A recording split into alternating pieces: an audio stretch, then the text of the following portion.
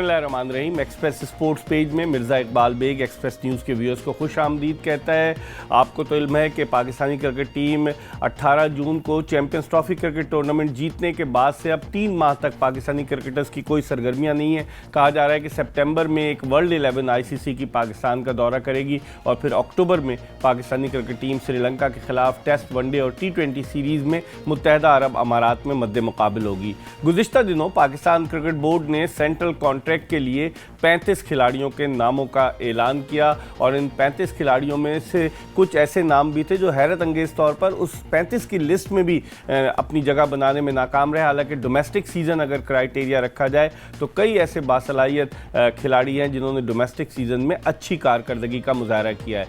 जो हैरत अंगेज़ अखराज था वो फवाद आलम, उमर अकमल, खुर्रम मंजूर, उसके अलावा अगर आप फास्ट बॉलर्स के शोबे में जाएं तो फास्ट बॉलिंग के शोबे में सदफ हुसैन, इमरान खान जूनियर, अनवर अली ऑलराउंडर की फहरिस्त में कई ऐसे खिलाड़ी थे जो बासलाहियत जो 35 में भी जगह बनाने में कामयाब नहीं हुए। आखिर क्या क्राइटेरिया रखा? बाद लोग कहते हैं कि नेशनल क्रिकेट एकेडमी में जाने वाले पाकिस्तान क्रिकेट बोर्ड के साबिक चीफ सेलेक्टर और मौजूदा एक ऑफिशियल के करीबी मंजूर नज़र हारून रशीद साहब, उन्होंने जो है फाइनलाइज़ किए सारे नाम। बहरहाल जो भी हुआ, पाकिस्तान क्रिकेट में अगर कोई खिलाड़ी डोमेस्टिक सीज़न में अच्छी परफॉर्मेंस दे रहा है तो फिर उसको अगर ना शामिल किया जाए तो यकीनन वो दिल बर्दाश्ता होगा। इस हवाले से हम आज के शो में बात करेंगे और गुफ्तगू के लिए हमारे साथ मौजूद हैं पाकिस्तान के टेस्ट ओपनर खुर्रम मंजूर, जिन्होंने इस सीज़न में भी रन्स के अंबार लगाए। खुर्रम मंजूर ने बड़ी अच्छी कारकर्दगी का मुजाहरा किया डोमेस्टिक सीज़न में। हर डोमेस्टिक सीज़न में अच्छा परफॉर्म करते हैं। कभी चीफ सेलेक्टर कहते हैं कि ये वनडे के अच्छे खिलाड़ी हैं, लेकिन जब वनडे के लिए टीम मुंतखब होती है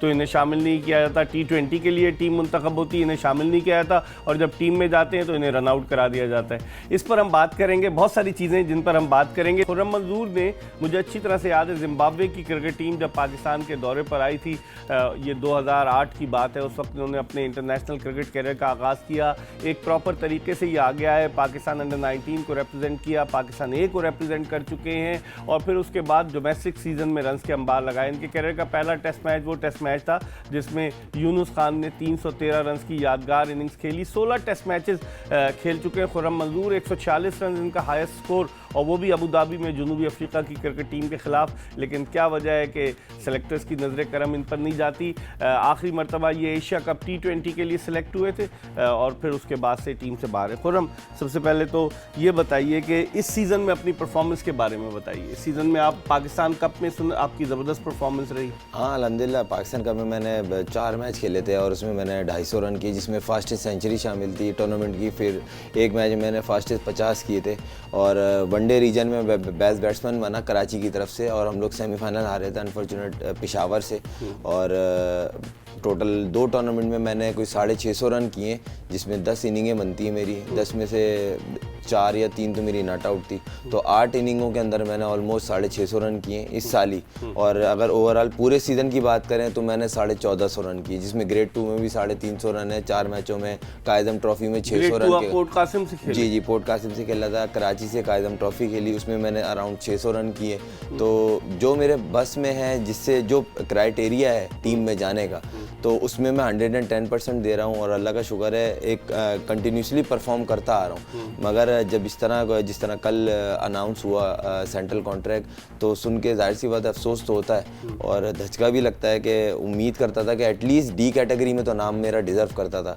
तो नाम क्यों नहीं आया ये मैं तो नहीं जानता, खैर सेलेक्टर बेहतर जानते हैं, मगर उम्मीद बहुत थी और जाहिर सी बात है डिसअपॉइंट भी हुआ। तो मगर मेरी कोशिश ये है कि जो आने वाला अब सीज़न है उसके लिए उससे ज़्यादा मेहनत कर रहा हूँ। शायद 1450 कम पड़ लें, 2000 रन करने पड़ेंगे।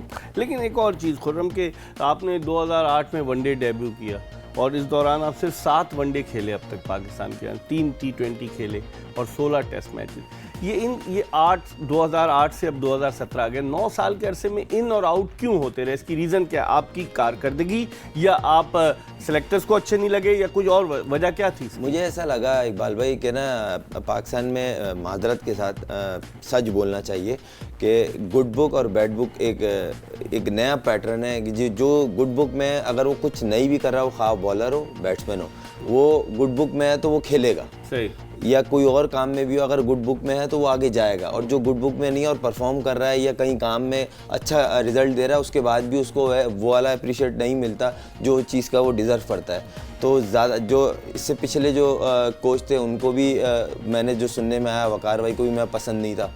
तो अब ये कोच को पसंद ना हो, मुल्क चाहे कहीं पर भी जाए, कोच की पसंद ज़रूरी है। अब ऐसा ही लग रहा है, क्योंकि जो सुनने में बातें आती हैं कि भाई तुम उन्हें पसंद नहीं थे, क्योंकि देखें क्रिकेट के हल्के में बात आ जाती है, तो पीठ पीछे बात करना है, इससे बेहतर मुंह पे आके बोल दें कि ये प्रॉब्लम है तुम्हारे तरफ। परफॉर्मेंस मेरी सबसे आउटस्टैंडिंग, हमेशा आप पिछले 7 साल की परफॉर्मेंस निकाल लें, मेरे 9000 के रन करीब हैं फर्स्ट क्लास में। टोटल मेरे सीजन में हर साल 1000 से ऊपर रन होते हैं मेरे, और कंटिन्यूसली कर रहा हूँ, हर जगह कर रहा हूँ, हर फॉर्म में कर रहा हूँ। T20 हो, वनडे हो, 4 डे हो, फिर पाकिस्तान टीम में जाता हूँ। मैंने टोटल इन जब से मेरा वनडे डेब्यू हो, टोटल 3 सीरीज़ें खेली हैं, और हर सीरीज़ में मेरा एक 50 है। आखिरी सीरीज़ मैंने वेस्ट इंडीज़ के अगेंस्ट खेली वनडे, उसमें भी 87 थे, एक में 36 था, और एक इनिंग में मेरे 8 रन थे, और मैं टीम से बाहर हो गया, और वो सीरीज़ पाकिस्तान जीता था अबू धाबी में।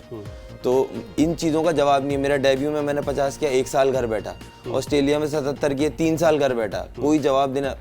सबको ऐसा लगता है कि टीवी पे आके हर वक्त बोलना या अपने आप को बताना, क्योंकि पीछे नहीं है, पीछे मेरे को इस तरह की सपोर्ट नहीं, तो मैं तो एटलीस्ट आके बोल सकता हूँ मेरी ये परफॉर्मेंस है, ये मेरा हक है, और ये इन चीज़ों पे मैं अपनी बोल रहा हूँ कि इसका रिवॉर्ड मुझे चाहिए, इतना तो मैं डिजर्व करता हूँ। और ऐसा नहीं है। 146 फर्स्ट क्लास मैचेस, 9016 रन, 23 सेंचुरियां फर्स्ट क्लास क्रिकेट में, 43 निस सेंचुरियां, तकरीबन 38 का एवरेज, ये नजर नहीं आता सर? इसमें एक चीज मिसिंग है, 4 डबल सेंचुरी वाहिद में ओपनर हूं जिसकी है। 23 में 4 डबल सेंचुरी, और चारों बड़ी हैं, यानी कि 250, 256 इस तरह। तो ये नजर नहीं आता रिकॉर्ड के, यही तो एक चीज तो पता चले कि तुम्हारे साथ ये प्रॉब्लम है, या एटीट्यूड प्रॉब्लम है, या फिटनेस की प्रॉब्लम है, या ग्राउंड में तुम हमें समझ में नहीं आ रहे, कोई रीजन भी नहीं होता, और बाहर हो जाता हूँ। एशिया कप में पहले मैच में धोनी इंडिया के लीड कर रहा था, और उसने मैच जीता है, और उसने प्रेस कॉन्फ्रेंस में कहा कि जिस तरह की यहाँ क्रिकेट हो रही है, कोई भी टीम किसी को भी हरा सकती है। वहाँ पे अमूमन मैच 110, 120 पे, और वो टीम जीती है, पिचेस ऐसी थी। मगर आने के बाद 2 दिन बाद वर्ल्ड कप में जाना था, सिर्फ एक लड़के की चेंज हुई, क्यों? पूरे पाकिस्तान टीम में खुर्रम मंजूर अकेला खेल रहा था, मतलब एक नाम ड्रॉप हुआ, एक में आप रन आउट हो गए और एक में आप आउट हो गए। 2 मैचेस मिले थे ना आपको T20? 3 मैच मिले थे, जिसमें पूरी पाकिस्तान टीम 100 रन पे आउट हुई। मगर मैं ये नहीं बोल रहा कि मैं एक संपत्ति वोट ले रहा हूँ, मगर हकीकत ये है कि 100 रन में क्या खुर्रम मंजूर ने बुरा खेला, बाकी 10 ने क्या तीर मारे थे, उनके नाम क्यों नहीं चेंज हुए? मगर वही वाली बात कि पहले बोला नहीं जाता था, अब ऐसी हो गई है कंडीशन के अब बोलने का दिल चाहता है, क्योंकि इससे ज़्यादा नहीं हो सकता। मैं अब डिपार्टमेंट, रीजन, और अब मैं घर पे हूँ, क्योंकि और अभी आप 31 साल के हो गए हैं, अब आप वक्त गुजरता जा रहा है। आपने अब से 9 साल पहले अपना डेब्यू किया था, तो आप 22 साल की उम्र में डेब्यू किया था आपने। बिल्कुल, आप सही कह रहे हैं। और दूसरी बात ये है कि जिस तरह मैं ज़्यादातर मेरी बात होती है यूनुस भाई से ही बात हुई, यूनुस भाई बोलते हैं तुम करते रहो, और ख़ासतौर फिटनेस पे ज़्यादा काम करो, तो तुम्हारी ये नंबर जो एज है ना, वो नंबर की तरह होगा। और इसमें कोई शक नहीं, जिस तरह मिसबा भाई और यूनुस भाई ने प्रूव किया है, बैट्समैन के लिए तो बैट्समैन के लिए तो मेरी पूरी कोशिश है, और अल्लाह का शुक्र है इन 12, 13 या 14 सालों में मेरे को कभी भी फिटनेस का कोई इशू नहीं आया, या कहीं भी आप रेपुटेशन मेरी क्रिकेट के हल्के में या बोर्ड से कहीं भी एक चीज़ हो गई, खुर्रम मंजूर अनफिट होकर बाहर हो गया, या उसको क्रैम्प पड़ गए थे, या ये प्रॉब्लम है इसके साथ, मगर बाहर क्यों हो जाता है ये मेरे को आज तक समझ में नहीं आया।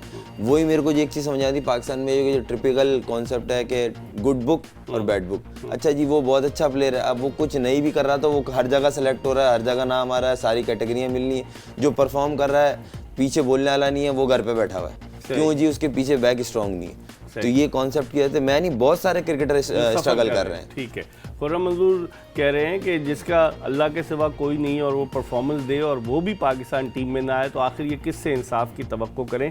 ये चाहते हैं कि पाकिस्तान की सब कैप अपने सर पर सजाएं, इस मुल्क के लिए कारनामे सर अंजाम दें, लेकिन ऐसा नहीं हो रहा। एक ब्रेक ले रहे हैं, और जब ब्रेक के बाद वापस आएंगे तो इनसे मजीद बात करेंगे, इनसे पूछेंगे। ये तो कराची किंग्स की टीम में थे, मिकी आर्थर उसके कोच थे, तो क्या मिकी आर्थर से इनका इंटरेक्शन हुआ? मिकी आर्थर क्या इनको पसंद नहीं करते, या चीफ सेलेक्टर इंतजाम उल हक इनको पसंद नहीं करते? क्या वजह क्या है? एक ब्रेक के बाद दोबारा खुर्रम मंजूर से गुफ्तगू के सिलसिले का आगाज करेंगे, कहीं जाएगा नहीं। Stay tuned to Express news.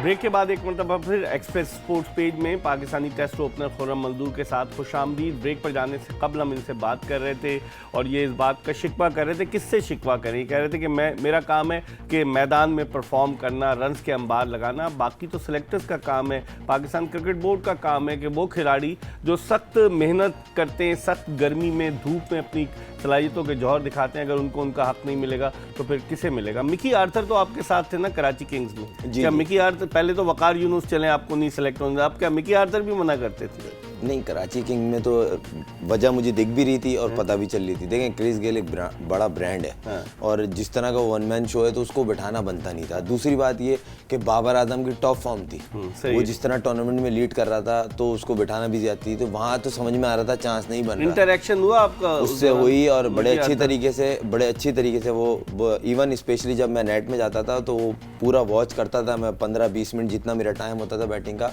Even आके उसने आके बोला कि हम तुम्हारी परफॉर्मेंस भी देख रहे हैं, तुम पे नजरें हैं, जब भी मौका मिलेगा तो हम पूरा प्रॉपर चांस देंगे। तो ये वो कहता था मुझसे। मगर आपको पता है पीएसएल में इतना शॉर्ट टाइम होता है, 20-25 दिन होते हैं, उसमें उसकी 10 चीजें और होती हैं, तो उसमें इतना तो बोर्ड ने ये तो नहीं बताया कि कोच आपको ना पसंद नहीं करता, ये तो नहीं आपको? नहीं, बोर्ड ने नहीं, मगर क्रिकेट के हल्के में ये थी कि वकार भाई को तुम पसंद नहीं थे और इस तरह। इस पर हम बात करते हैं। इस वक्त टेलीफोन लाइन पर हमें ज्वाइन किया है पाकिस्तान के मायानाज लेग स्पिन गुगली बॉलिंग के जादूगर, पाकिस्तान के साबिक कप्तान, क्योंकि वनडे में इन्होंने पाकिस्तान की कप्तानी की, अब्दुल कादिर, किसी तारुफ के मोहताज नहीं, हमारे साथ टेलीफोन लाइन पर मौजूद हैं। साबिक चीफ सेलेक्टर, जब ये चीफ सेलेक्टर थे 2009 में पाकिस्तान ने जो है वर्ल्ड T20 जीता था, और जब अब्दुल कादिर चीफ सेलेक्टर थे उसी वक्त खुर्रम मंजूर भी पाकिस्तान टीम में आए थे, मुझे अच्छी तरह से याद है। कादिर भाई, ये क्या हो रहा है? 35 खिलाड़ियों के नामों का ऐलान किया और जिसे पिया चाहे वही सुहागन वाली बात है। क्रिकेट बोर्ड क्या खौफ खुदा नहीं है? उससे अल्लाह से नहीं डरते ये लोग कि जिसको चाहे? मैं कई नाम आपको बता सकता हूं कि जिनको रख लिया, और वो लोग जो डोमेस्टिक सीजन में रन्स के अंबार लगाते हैं। हैरत अंगेज इखराज जो है वो फवाद आलम और उमर अकमल का है कि जिनको ये कह रहे थे कि फ्यूचर के हमारे लिए, और फिर नए नए लड़के रख लिए गए। आप क्या कहेंगे, इंसाफ मिल रहा है या नहीं मिल रहा है इंसाफ यहाँ? देखिए मिर्जा साहब, मैं आपको ना, असल में आपके पास टाइम बड़ा कम होता है। ये बड़ा सेंसिटिव इशू है जिस पे आपने बात की है। मैंने देखे वो बंदे सारे जिंदा हैं। इजाज बख्श साहब जिंदा हैं, वो चेयरमैन थे। उसके बाद CEO सलीम अल्ताफ साहब थे, इंतखाब आलम यावर सही साहब, अल्लाह ताला उनको जन्नत में जगह। मैं तो इसके सख्त खिलाफ हूँ। सेंट्रल कॉन्ट्रैक्ट क्यों प्लेयरों को दिया जाए, मुझे ये समझ नहीं आती है। आप इशू ये उठाएं, और जिन बंदों को बल्ला नहीं पकड़ना आता, नजम सेठी को, शहर यार को, ये वो, जब आप इस तरह के बंदों को आप क्रिकेट बोर्ड का चेयरमैन और रनिंग करने वाले लोगों में शामिल कर लेंगे, उनको क्या पता है? उनसे पूछे तो सही कि क्यों देते हो सेंट्रल कॉन्ट्रैक्ट। देखो, सेंट्रल कॉन्ट्रैक्ट की एक हिस्ट्री है, वो क्यों मतलब ये दुनिया के ऊपर आया कि ये इंग्लैंड से शुरू हुआ। जब इंग्लैंड के प्लेयर्स जो थे वो काउंटी क्रिकेट खेलते थे, उनके पास जॉब कोई नहीं होती थी, उन्होंने उनको जॉब सिक्योरिटी के लिए उन्होंने सेंट्रल कॉन्ट्रैक्ट दे दिया। फिर इसकी सेकंड एक शिक है कि जब आप सेंट्रल कॉन्ट्रैक्टेड प्लेयर ले लेते हो तो फिर आप बाहर से किसी प्लेयर को नहीं ले सकते। लेकिन इनको ना क्रिकेट बोर्ड को पता है, ना इंजमाम साहब को पता है जो चीफ सेलेक्टर हैं। जब इन अथॉरिटीज को पता ही नहीं है कि इसका मतलब क्या है सेंट्रल कॉन्ट्रैक्ट, तो उन्होंने तो लॉटरियां निकाल ली हैं। जहां पाकिस्तान टीम में लॉटरियां निकलती हैं, आपके सामने ही है कि अभी ये जो सेंट्रल कॉन्ट्रैक्ट में उमर अमीन कैसे आ गया, आमिर यामीन। उमर अमीन टेस्टेड प्लेयर है, फेल्ड हुआ है कितनी मरतबा, रिजवान कितनी मरतबा फेल्ड हुआ है, और वो उमर अमीन, वो भी लड़का जो आमिर यामीन के क्या, ये टीम बाकी कई बंदे और हो सकते हैं। अब देखो, ये खुर्रम मंजूर एक लड़का है, उसने 1400 के 1200 रन किए हैं। फवाद आलम इतने रन करता है, आपने बल्कि आपने तो स्टैब्लिश क्रिकेटर को भी मतलब उमर अकमल जो है उसको भी आपने बाहर कर दिया। तो जो ये क्या इंतजाम से पूछा जाए कि क्या यार ये जो रिजवान को आपने रखा है, ये आपने इसलिए रखा है कि वो आपके साथ 40 रोजा में जाता है, यानी इसलिए अगर रखा, ये कितनी मरतबा फेल हुआ, किस तरह आप इसको दे सकते हो? सही, तो मकसद क्या? हाँ, सही, आपने बिल्कुल सही डॉट स्ट्रोक मारा है अब्दुल कादिर भाई। मसला यही है कि पसंद नापसंद, आप अल्लाह रसूल का नाम भी लेते हो, इंसाफ की बात भी करते हो, और फिर जब इंसाफ का तराजू आपके हाथ में आता है तो आप उसका पलड़ा जो है वो डिसबैलेंस कर देते हो। तो ये मुनाफिकाना दोहरापन नहीं है आपकी नज़र में? इंसाफ के तराजू के साथ कि ये वो खुशनसीब लोग हैं कि जिनको करना भी कुछ नहीं पड़ता और इनको करोड़ों रुपए मिल जाते हैं। नसीम अशरफ ने इसको इंतजाम को 1 करोड़ रुपए दे दिया, जिसका आज तक हिसाब और ना इसने जवाब दिया। अभी क्रिकेट बोर्ड ने फिर इसकी लॉटरी निकाल दी, इसको करोड़ रुपए किस बात का? भाई जब इसकी टीम हारती है तो फिर ये रिजाइन क्यों नहीं करता? अगर ये शाबाशी में आपने इसको शामिल करना है, शाबाशी में तो देखो सरफराज होना चाहिए और वहाँ की मैनेजमेंट होनी चाहिए, मिकी आर्थन और रेस्ट ऑफ द अदर्स, उनको जिनको हम गालियां देते हैं टेलीविजन पे बैठ के, जब वो बंदे जो हैं उन्होंने परफॉर्मेंस डिलीवर किए तो उनको सब कुछ मिलना चाहिए। लेकिन आपने तो कमाल कर दिया, लाइकिंग डिसलाइकिंग का ये एरिया आप छोड़ते ही नहीं है। आपने वो उस्मान वाला और वहां पे मीडिया का और पता नहीं किस किस बंदे को आपने दे दिया, और इधर भी अगर सिलेक्शन कमेटी को देना ही है तो ये कैसे हो सकता है? इंतजाम के सर के ऊपर कौन से सरकार से पार है कि उसको 1 करोड़ रुपए और बाकियों को जो सिलेक्टर है 10 लाख रुपया? यानी ये कितनी बड़ी डिस्क्रिमिनेशन है, क्योंकि इस मुल्क में इंसाफ है ही नहीं। लेकिन मुझे अब लगता है कि इंशाल्लाह इंसाफ का दरवाजा खुलने वाला है। सही। आखिरी सवाल अब्दुल कादिर भाई, मैं ये बताइए कि आपने, मैं भी था, मैंने देखा वहाँ पर, मैं नेवल चीफ के डिनर में था कि हारून रशीद साहब माशाल्लाह आपके साथ भी खेले हैं, माशाल्लाह 64 बरस के हो गए, हर दफ़ा आ जाते हैं। वो आए, उनको जगह नहीं मिल रही थी, उनको आगे नहीं बिठाया गया, पीछे बिठाया गया, वो टीम के साथ आए। मतलब ऐसे ऐसे लोग, 71 साल मोहम्मद इलियास जो विमेन क्रिकेट टीम के चीफ सेलेक्टर हैं, आप अंदाज़ा लगाएं कि क्या और कोई कॉम्पिटेंट आदमी नजर नहीं आता पाकिस्तान में क्रिकेट बोर्ड को? इन जैसे बंदों को तो टॉयलेट में जगह मिले ना तो ये उधर भी बैठ जाएं, क्योंकि इनका काम ही एक है, इनके अंदर ना इंसाफ है, ना ये सच बोलते हैं। इनके अंदर एक ही बात है, जैसे खुदगर्ज सेठी साहब हैं, जैसे ये शहरयार साहब, आप देखे ना इनकी उम्र देखे जरा। शहरयार साहब के लिए तो एक नर्स चाहिए जो उनको ये बताए कि अपना सर ये सुबह की दवाई है, ये दोपहर की दवाई है, ये शाम की दवाई है। अब और आपको शहरयार साहब को भी अपनी आखिरत की ज्यादा फिक्र करनी चाहिए। और सेठी साहब अगले साल 70 बरस के हो जाएंगे कादिर भाई, सेठी साहब अगले साल 70 बरस के हो जाएंगे। मैं वही कह रहा हूँ कि इन लोगों को अल्लाह का खौफ होना चाहिए, इनको अपनी आखिरत की ज्यादा फिक्र करनी चाहिए। ये दुनिया के मेले में इतना ज्यादा गर्क इनका जो देखना लगता है, ये बड़ा गुमराह कुन है। और मैं समझता हूँ कि जब तक इन लोगों को, ये जो लोग हैं ये तो अभी ठीक है जितनी देर भी ये काम करें, लेकिन इनको कम से कम वो काम करने चाहिए जो क्रिकेटर्स और क्रिकेट की बेहतरी के लिए हों, तो हम इनको अप्रिशिएट करेंगे। अभी देखो ना, एक बात और आखिरी भी कहना चाहता हूँ, ये क्रिकेटरों को भी चाहिए कि देखे अभी ये जीत कर आए हैं ना, तो इनको कितना प्यार मिला, कितनी इज्जत मिली, तो इनको भी चाहिए कि देखो ये एक अपना एक आइडिया है कि जब क्रिकेटर अच्छा करता है तो सब प्रेज करते हैं, जब ये बुरा करते हैं तो इनको क्रिटिसाइज के लिए भी तैयार रहना चाहिए। ये हाँ समझ गया ना? तो ये सारी बातें हैं, बड़ी अच्छी बात है कि टीम जीत के आई, बड़ा जबरदस्त परफॉर्मेंस किया, और all credit goes to Sarfaraz and the team. बहुत बहुत शुक्रिया अब्दुल कादिर साहब, जिस तरह की बॉलिंग करते थे वैसी खुलकर लेग स्पिन भी इन्होंने की, फ्लिपर भी की, टॉप स्पिन भी की, फ्लाइट भी दी, हर तरह की गेंदें की अब्दुल कादिर ने। एक ब्रेक ले रहे हैं, ब्रेक के बाद जब वापस आएंगे तो खुर्रम मंजूर से मजीद बात करेंगे, इनके करियर के हवाले से कहीं जाएगा नहीं। Stay tuned to Express news.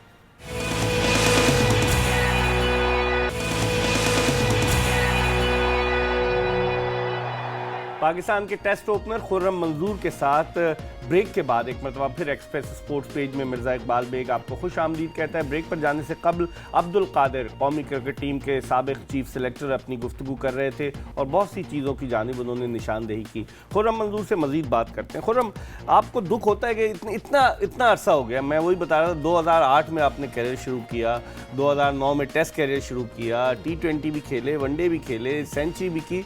दुख होता है कि मतलब एक आदमी इतना परफॉर्म करता चला आ रहा है। डोमेस्टिक ही क्राइटेरिया होता है ना कि आप डोमेस्टिक में परफॉर्म करेंगे तो पाकिस्तानी टीम का हिस्सा बने। बाद लोग कहते हैं कि खुर्रम मंजूर में इंटरनेशनल प्रेशर बर्दाश्त करने का पोटेंशियल नहीं है, ये बात सही है? मेरे स्टेट तो ऐसे नहीं कह रहे। हाँ। खैर किसी की ज़बान को मैं तो नहीं रोक सकता। हाँ, परफॉर्मेंस हमेशा जवाब दिया है और आगे भी दूंगा। जहाँ तक रही बात, देखें बहुत सारी चीज़ें सेक्रीफाई करनी पड़ती हैं जिसकी वजह से आपको फिर उसका रिवॉर्ड मिलता है।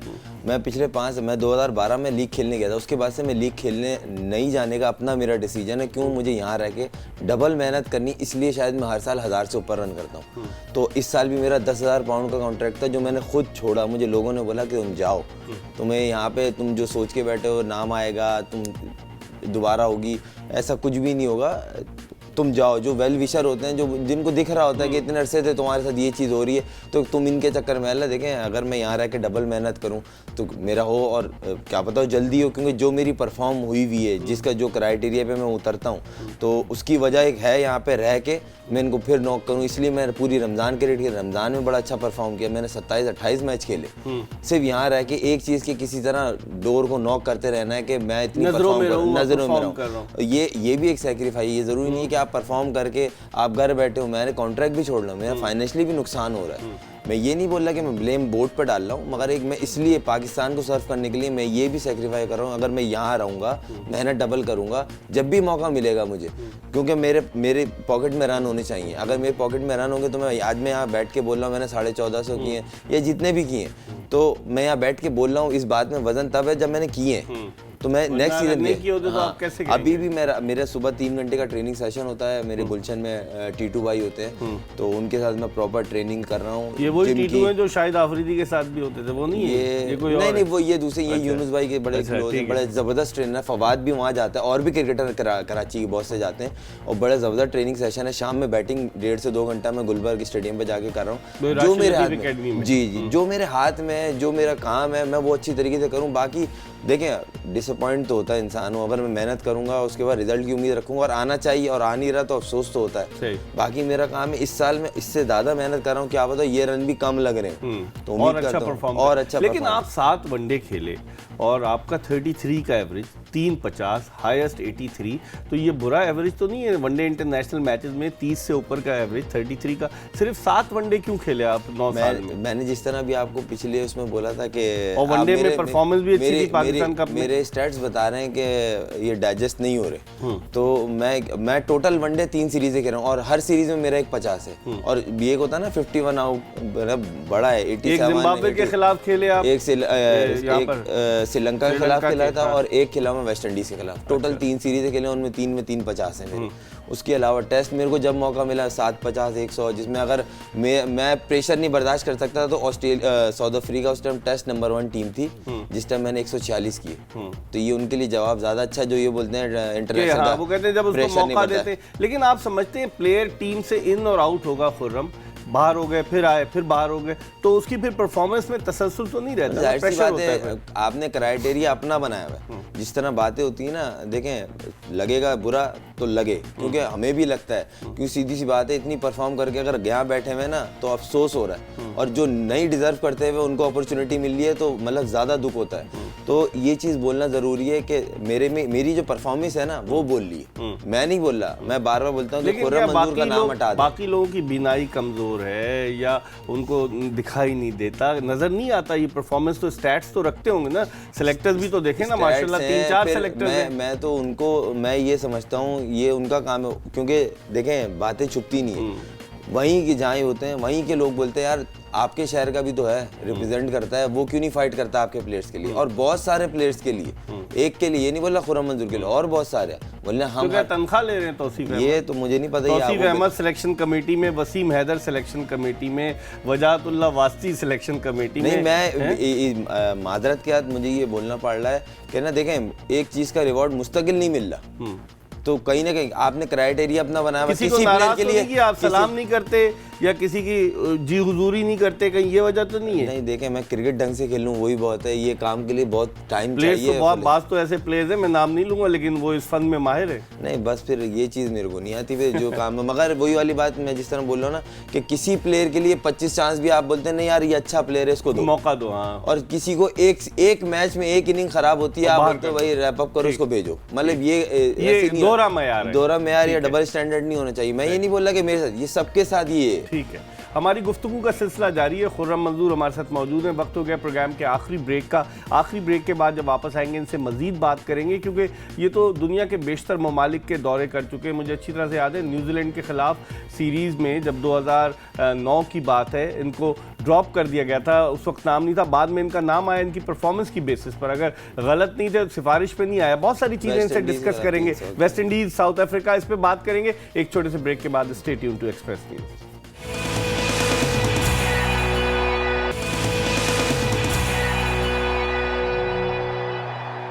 ब्रेक के बाद एक मरतबा फिर पाकिस्तान के टेस्ट ओपनर खुर्रम मंजूर के साथ एक्सप्रेस स्पोर्ट्स पेज में मिर्ज़ा इकबाल बेग एक्सप्रेस न्यूज़ के व्यूअर्स को खुशामदीद कहता है। खुर्रम मंजूर जिस तरह की गुफ्तगू कर रहे हैं इससे आपको अंदाज़ा हो गया होगा, एक खिलाड़ी जो तपती धूप में, सख्त गर्मी में, सख्त सर्दी में रन्स के अंबार लगाए और फिर उसके बाद उसका नाम उन 35 खिलाड़ियों की फहरिस्त में भी शामिल ना हो कि जिनके लिए सेंट्रल कॉन्ट्रैक्ट अनाउंस किया जाता, तो ये किससे गिला करे, किससे शिकवा करे। पाकिस्तान क्रिकेट में ये है कि अगर अपने हक के लिए आप बोलते हैं तो बोर्ड ये कहता है कि जनाब इसने तो बोर्ड की खिलाफ वर्जी की, उसके कवानीन की, और उसको बिल्कुल ही बाहर कर दो। लेकिन खुर्रम ये बताएं कि क्या हुआ था जब आप 2016 के last year Asia cup T20 में गए थे, इनिंग्स भी आपने ओपन की, विकेट्स ऐसी थी जो हम पहले डिस्कस कर चुके हैं। क्या हुआ था, आप 3 इनिंग्स आपने खेली उसमें, एक में तो आप रन आउट हो गए थे और बाकी 2 इनिंग्स में आप इतने कामयाब नहीं रहे, तो क्या उसको क्राइटेरिया बनाकर आपका क्रिकेट कैरियर दांव पे लगा दिया? नहीं, ऐसा तो मेरे को सुनने में नहीं आया, मगर उन्होंने जो बाहर किया था बोला था 3 मैच के बाद हम मुतमईन नहीं हुए तो इसलिए चेंजिंग हो रही। मैं शायद मैसिव चेंजिंग होगी, मगर मुझे क्या पता था कुछ ज़्यादा ही मैसिव चेंजिंग होगी कि एक बार हो गया बाकी तो सब वही थे। कहने का मकसद है मतलब कि अफसोस होता है कि अब वही वाली पिच, अब उन पिचों पे पूरी टीमें, मतलब 22 लड़के तो ख़राब नहीं खेल सकते ना, एक मैच में 22 प्लेयर खेल रहे होते हैं, तो वो 22 के 22 ख़राब खेल रहे हो ना, समझ में आता है। मगर एक आध को टारगेट बना लेना वो अलग चीज़ है। मगर जिस क्राइटेरिया में टीम पे गया था, यहाँ डोमेस्टिक T20 हुआ, उसका टॉप स्कोरर हुआ, उसके बिहाफ में टीम में गया था। वही जो मैंने बात की ना, जिस तरह मैंने डोमेस्टिक वनडे में, T20 में, फर्स्ट क्लास में, हर फॉर्मेट में आपने पाकिस्तान कप टीवी पे आता है, पूरा वनडे हुआ उसमें वो टीवी पे आ रहा था, उसमें मैंने बेस्ट बैट्समैन बना। तो सिलेक्टर्स थे ग्राउंड में, देख रहे थे? पाकिस्तान कप में इंजमाम भाई ऊपर बैठे हुए थे फर्स्ट फ्लोर पे। आपका राब्ता हुआ इंजमाम? नहीं, आज तक नहीं हुआ। काकुल में लास्ट जो था काकुल कैंप, उसमें उन्होंने बुलाया था। फिटनेस का क्या लेवल रहा काकुल का जो ट्रेनिंग कैंप था? अच्छा था और इंजमाम भाई ने मुझे बुलाया था और मेरे साथ खालिद भी थे, शर्जील भी थे। उन्होंने बोला भाई हम आपको ना टेस्ट और वनडे में कंसीडर कर रहे हैं और तुमने 16 इनिंगों में 11 सेंचुरियाँ कर दी, क्योंकि पाकिस्तान लास्ट जो पाकिस्तान कप हुआ था उसमें मैंने 3 बैक टू बैक सेंचुरियाँ की थी।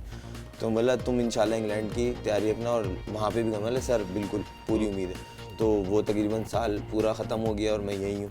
तो अभी पाकिस्तान कप हुआ, उसमें मैंने फिर फास्टेस्ट सेंचुरी की, फास्टेस्ट 50 की टूर्नामेंट में, अलग अलग दोनों अलग मैचों की बात। किसके खिलाफ फास्टेस्ट सेंचुरी? मैंने फास्टेस्ट सेंचुरी की थी मेरे ख्याल KP के थी। अच्छा, रिजवान कप्तान जी, और वो जो फेडरल के खिलाफ फास्टेस्ट 50 की थी जो चैंपियन बने, और दोनों मैचों में पूरी सिलेक्शन कमेटी ग्राउंड में ही थी, ऐसा नहीं कि बाहर थे। मुझे अच्छी तरह से याद है 2012 में मैंने एक पाकिस्तान टेलीविजन के लिए मिसबाह उल हक का इंटरव्यू कर रहा था, तो उस इंटरव्यू के बाद उन्होंने मुझसे बात की कि खुर्रम मंजूर मेरी नज़र में उस वक्त वो वनडे के कप्तान थे।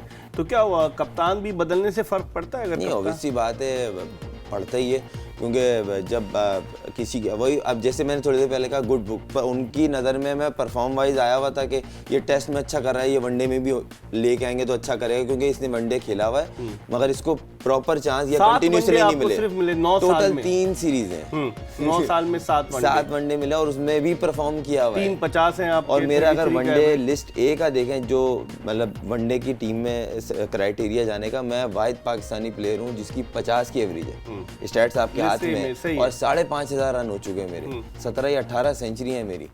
एक ओपनर नहीं है जो 40 से ऊपर की एवरेज हो, डोमेस्टिक की बात कर रहा हूँ। तो उसके बाद भी अगर डोमेस्टिक ही क्राइटेरिया होता है, दुनिया में तो यही होता है, बाकी का पता नहीं, तो डोमेस्टिक की बेसिस पे ही सिलेक्ट किया जाता है, बाकी का तो पता नहीं। यार पाकिस्तान में तो हमने बचपन से क्राइटेरिया डोमेस्टिक में परफॉर्म करो टीम में नाम आ जाएगा, मगर अब लेकिन इस परफॉर्मेंस पर आपको उम्मीद थी कि सेंट्रल कॉन्ट्रैक्ट में एटलीस्ट 35 खिलाड़ियों में तो खुर्रम मंजूर का नाम आएगा? मेरे को पूरा यकीन था कि एटलीस्ट D कैटेगरी में डिजर्व करता हूँ। देखिए जो परफॉर्मेंस रही आप, जो मेरी इस साल परफॉर्मेंस रही, पिछले साल बड़ी अच्छी परफॉर्मेंस, उससे पिछले मैंने बोला लास्ट 5 साल का आप मेरा रिकॉर्ड निकाल लें, अगर 1000 रन से किसी भी सीजन में कम हुआ ना, मैं क्रिकेट छोड़ने को तैयार हूँ।